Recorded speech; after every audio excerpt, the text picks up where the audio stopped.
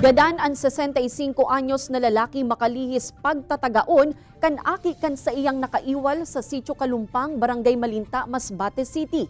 Sa report kan Masbate City PNP, nagwala sa luwas kan harungkan sarong 73 anyos na padre de pamilya ang biktima, mantang armado nin sundang na napuli sa komosyon.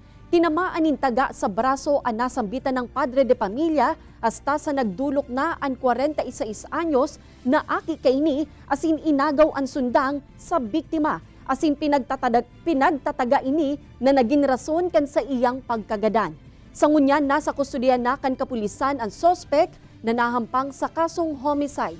Mientras tanto, inido ang sarong 41 anyos na lalaki makalis pagsasaksakon sa barangay Abihaw, Baras, Catanduanes kan Marso 9.